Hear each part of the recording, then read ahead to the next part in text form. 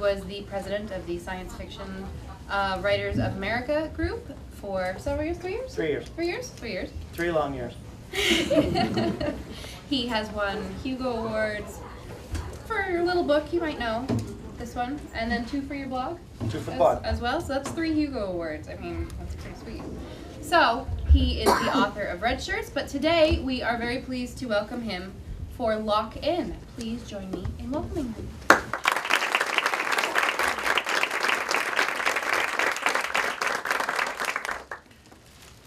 Thank you for having me. This is actually only the second time in my life that I've ever been in New Hampshire, and the very first time was something like 25 years ago.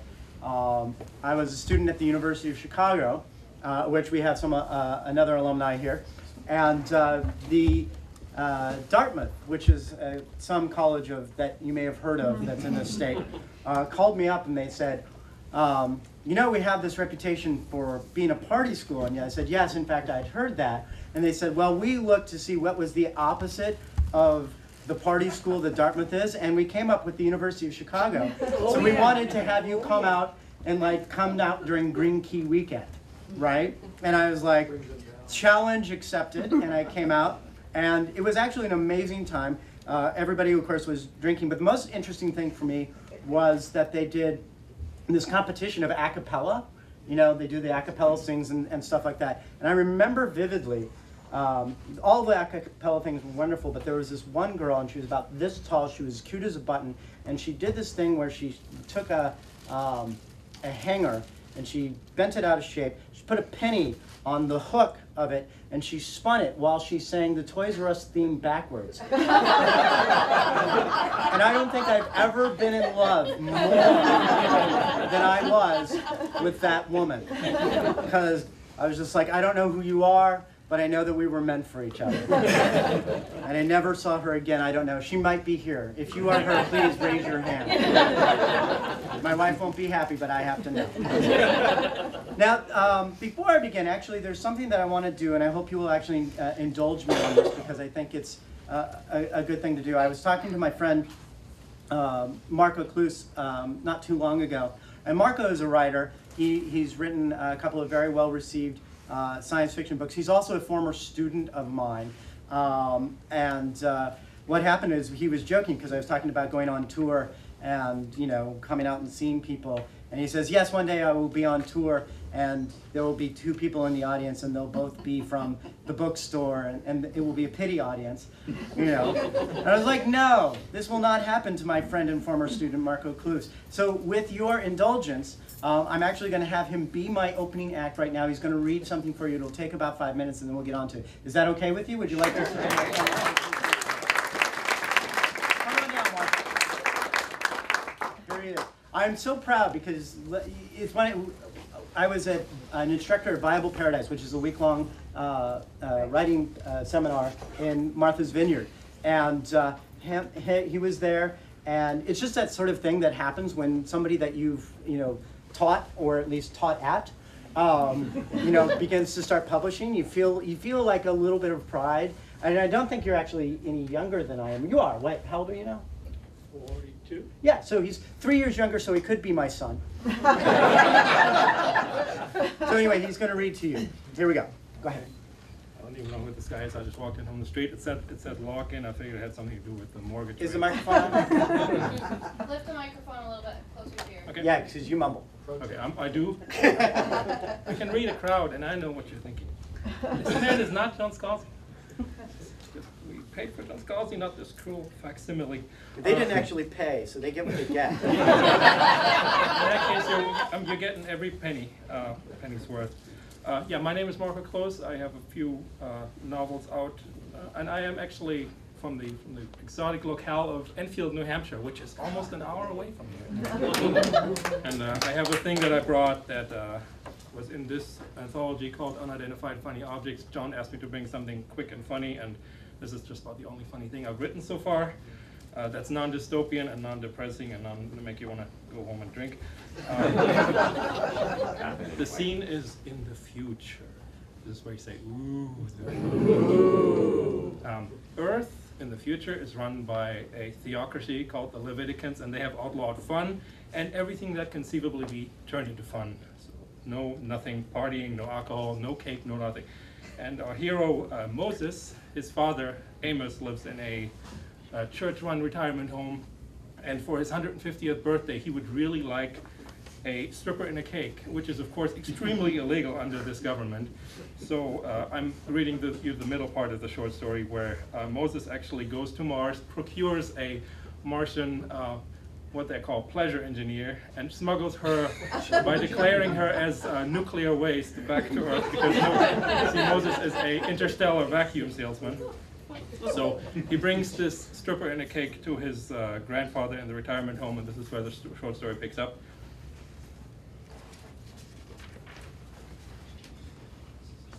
Anybody hear my cuss words? Okay, I'll be easy. So Moses walks into the room where his father stays, and with this big cake on wheels, basically, that has a stripper hidden inside of it. Holy crap, the little bastard came through, Amos said when Moses pushed the equipment cart into his father's room. Looks like I won't have to disown you after all. There's not much left on that cred stick for me to inherit, Moses puffed. Happy birthday, Dad, and just so we're clear, this will be a birthday gift for all the rest of them, too. Amos eyed the big box on top of the cart. That better be what I hope it is. You'll see. Moses closed the door behind him, took out the media player Kendra, which is the Martian pleasure engineer, had given him, and placed it on the table next to the door. Then he hugged the vacuum box and lifted it upward. That, his dad said, is one ugly-ass cake. It looks like a trash can with a turd on top. Dad, I'm a vacuum salesman, not a confectioner. That's the best I could do. Now shut up for a second. He pressed the play button on the screen of the player, and a Martian pop tune blared from the speakers at impressively high volume. The top of the cake popped off, sending bits of frosting flying, and Kendra unfolded herself out of the center, wearing a radiant smile and very little else. Then she started moving to the music. I take it back, Amos shouted against the music after a few stunned moments. This is the most gorgeous cake I've ever seen in my life. He stuck 2 fingers into his mouth and let out a long, piercing wolf whistle that made Moses clap his hands over his ears. Dad, keep it down. Behind him, the door opened and a night nurse walked in. She took one look at the giant cake and the woman sensuously gyrating in the middle of it, gasped, and fled the room. Kendra kept on dancing, unperturbed. Moses looked around the corner and saw the nurse hurrying toward the watch station at the end of the floor. Great. He reached over and turned off the music. She's calling the cops right now, Dad. There's a vice police station just around the corner. We'll have the law on our heads in 5 minutes, tops. Well then, Amos said, finally diverting his gaze from Kendra. She stepped out of the cake and gathered her hair in a ponytail again. We are completely going to prison, Moses said. There's no way we can eat all the evidence before they get here. Get out, you daft bugger, Amos said, unless you want to record this for posterity. You know, as a memento. Moses left the room without further argument. The vice police came up in the elevator just a few minutes later. Moses rushed ahead to meet them, but backed off when he saw that both officers had their stun sticks drawn. What seems to be the problem of shut up, the lead officer said. He had the humorless expression that seemed to be standard issue along with those stun sticks. There's illegal drugs in that room over there, and debauchery. You are under arrest, friend. Mortal sinning and 4th-degree immorality. They shoved him up against the wall, and Moses felt a set of cuffs locking around his wrists. Then they pulled him along to his dad's room where the loud music had started again. The lead officer did not bother with the formality of trying the door handle first. He raised the hobnail boot and kicked the door open. Then he went in, stun stick raised. Freeze, sinner! There was an ear-splitting boom, and the cop froze in place, the remnants of his stun stick raining down onto the dingy floor. Freeze yourself, you jackass! Amos shouted back. Hit it, lady! We're busting out of this joint! There was a sound like a vacuum cleaner engine straining at a clogged intake hose, and then Amos's bed came shooting into the hallway, knocking the lead cop down on the way out. The second officer looked dumbfounded, the expression seemed to come naturally to him, at the sight of an anti-grav bed with an armed centumquinquagenarian, that's a tough word for a non-native speaker, and a barely clothed Martian prostitute on it. The .45 in Amos's hand looked like much more impressive than the stun stick the second cop was holding. The bed took a sharp left turn and shot down the hallway, the music from Kendra's media player blaring. Amos whooping and hollering all the way.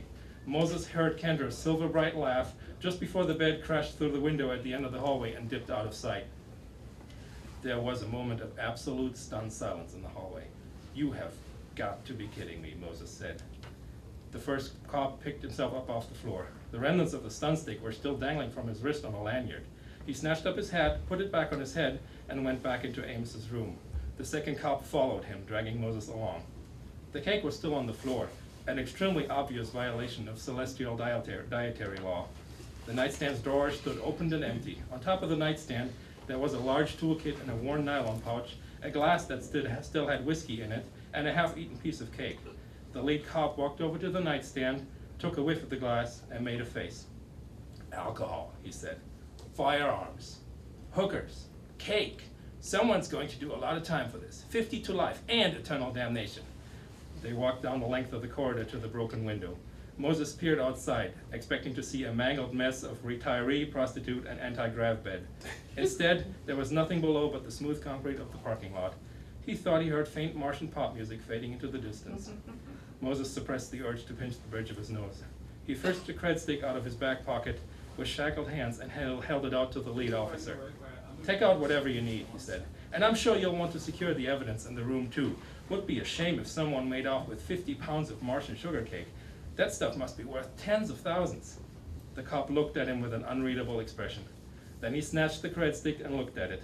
He took out his PDA, put the stick into the transfer receptacle, and checked the balance of the cred stick. Then he took off his hat with his free hand and scratched his scalp. "Unlock those shackles, Sam. This gentleman obviously is just an innocent bystander. Sorry for the inconvenience, sir."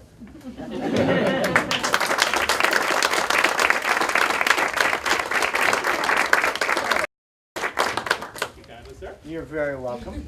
I hope that was as good for you as it was for us. It was terrifying. I just have to pretend like everybody here is we're at a con and you're all sitting in my room on the bed and I'm about to mix you cocktails. And now you know what we're doing after the reading.